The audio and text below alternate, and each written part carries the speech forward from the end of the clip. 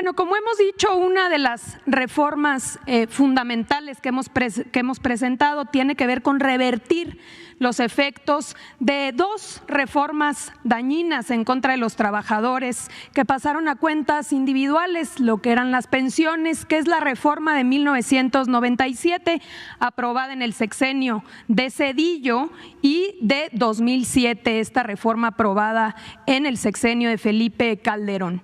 ¿Cuáles fueron los efectos principales de estas reformas? La primera es que cientos de miles de trabajadores quedaron fuera de la posibilidad de tener una pensión. Y esto sucedió porque los requisitos aumentaron de un día a otro. Como podemos ver en la ley del 73, que es la previa a esta reforma, los requisitos tenían que ver con llegar a contar con 500 semanas de cotización en el Instituto Mexicano del Seguro Social, es decir, 10 años. Y con la reforma se incrementó este requisito a 1,250 semanas, es decir, se tenía que contar con 24 años de cotización en el Instituto Mexicano del Seguro Social para poder contar con una pensión. ¿Qué sucedió? Pues que un importante porcentaje de los trabajadores se quedaron sin la posibilidad de contar con una pensión. Adelante.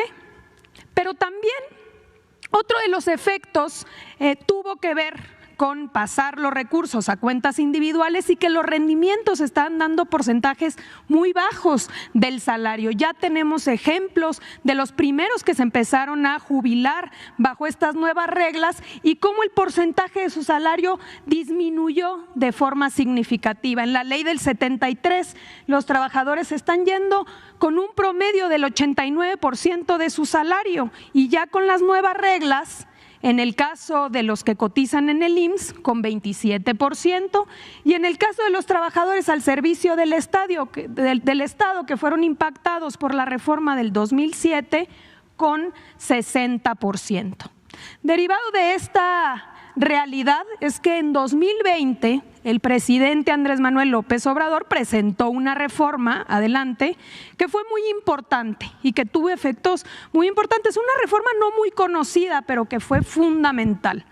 ¿Qué planteó esa reforma que fue aprobada? Primero, disminuir las semanas de cotización. De 1,250 pasó a 750, con un incremento paulatino hasta 2030, llegar a 1,000 semanas de cotización. Un segundo elemento fue incrementar las aportaciones por parte de los empleadores. Pasó o va a irse incrementando, como se ha venido incrementando ya, hasta alcanzar el 13% para 2030. Un tercer elemento fue poner un límite a las AFORES. Las AFORES estaban cobrando, comisiones muy elevadas y por eso se establecieron topes que han llegado en estos años a generar 160,000 millones de pesos en favor de los trabajadores que antes se iban a las comisiones de las AFORES. Y finalmente también se estableció una pensión garantizada por parte del gobierno para aquellos que estaban ganando un salario mínimo en 2020. Entonces, ya estos cambios tuvieron efectos importantes. Por ejemplo, y nada más para darles un dato, de los que se pensionaron de 2021 a 2023, el 93% se pudo pensionar gracias a que se bajaron los requisitos. De no haber hecho esta reforma en 2020, hubieran quedado excluidos de este derecho. Y también ha impactado, y la proyección es precisamente que de 27% de la ley del 97, con todos estos cambios ahora se percibirá el 64% del salario de los trabajadores. Como pueden ver, fue importante, pero todavía no suficiente. Por eso llega la reforma o la propuesta de reforma de 2024. ¿Qué está planteando esta reforma? Que los trabajadores puedan irse con el 100% de su último salario, es decir, contar con un complemento solidario para todos aquellos que ganen o se pensionen con el salario promedio del Instituto Mexicano del Seguro Social. Estamos hablando de 16,777 pesos. Es decir, contar con un fondo que pueda aportar para que este trabajador pueda irse con el 100% de su salario.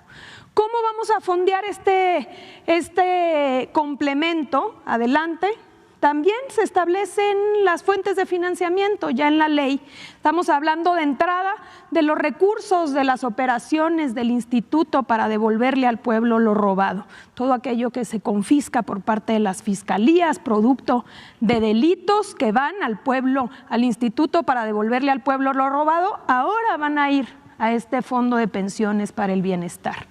Número 2, a través de la liquidación de la financiera rural. Número 3, de la venta de los terrenos de Fonatur. Número 4, el cobro de los adeudos de entidades públicos que tienen con el IMSS, con el ISSSTE y con el SAT. Y finalmente de los recursos de la aplicación de los artículos 302 de la Ley del Seguro Social y del Infonavit, que hoy tienen las AFORES y que tiene que ver con la recuperación de cuentas. Todo esto va a ser un recurso, un capital semilla de 64,000 millones de pesos. También la ley prevé recursos complementarios cuando vayan sucediendo las siguientes circunstancias. Por ejemplo, los fideicomisos del Poder Judicial. Sabemos que si bien se aprobó una ley donde se tienen que regresar estos 15,000 millones, hoy está impugnada y debe ser resuelta por la propia Suprema Corte. Esperamos que una vez resuelto se pueda liberar estos recursos y que formen parte del fondo para las pensiones. Número 2, los ahorros de la extinción de organismos autónomos. Otra de las reformas de las que habremos de hablar más adelante tienen que ver con la duplicidad de funciones y con extinguir estos órganos, entre comillas, autónomos. 25% de las utilidades que generen las empresas paraestatales que están a cargo de Sedena y Marina, donde aquí ya se establece el fin específico que serán las pensiones, y finalmente la capitalización de los rendimientos generados por este propio fondo que irán teniendo con el tiempo. Adelante. Finalmente, decir a quiénes aplica esta reforma. A todos aquellos que tengan 65 años y que cumplan con los requisitos para tener una pensión y que se pensionen una vez aprobada la reforma y creado este fondo de pensiones para el bienestar. Estamos hablando de dos grupos principalmente. Todos aquellos que fueron afectados por la ley del 97, es decir, las mujeres y hombres que cotizan ante el IMSS y que empezaron a cotizar ante el IMSS después del 1 de julio del 97, y en el caso de los trabajadores al servicio del Estado, todas y todos aquellos que cuenten con una cuenta individual son los que habrán de tener o acceder a este fondo para poder complementar sus pensiones. Se trata de dignificar, de reconocer el trabajo de toda la vida de los trabajadores y revertir estas reformas que tanto dañaron a la clase trabajadora en México. La reforma en lo que consiste es el 100% de tu último salario. 9,000 pesos. Entonces es el 100%. Si ganaban 9,000 pesos, entonces deben jubilarse con 9,000 pesos o con 11,000 pesos. Okay. O sea, la idea es garantizar qué sucedía anteriormente. Si ganaban, pues imagínense ustedes, 9,000 pesos, pues producto de estas reformas se estaban yendo en el caso de los trabajadores al servicio del Estado con el 60% de ese monto. Ya no digamos en los otros trabajadores donde de no haber hecho la reforma del 2020, pues estarían yendo ni con el 30% de su salario. Entonces, la idea es garantizar que lo que venían ganando se pueda garantizar a través de este fondo complementario ya de lo que han venido generando en los ahorros durante su vida laboral, hasta el promedio establecido en el IMSS, que aquí decíamos es 16,777 pesos. Es muy fácil suscribirse a este canal. Solo ve el rectángulo rojo donde dice suscribirse, dale clic, después dale clic a la campanita y finalmente donde dice todas. Así recibirás todas las notificaciones de los videos del canal de Profesor Informado.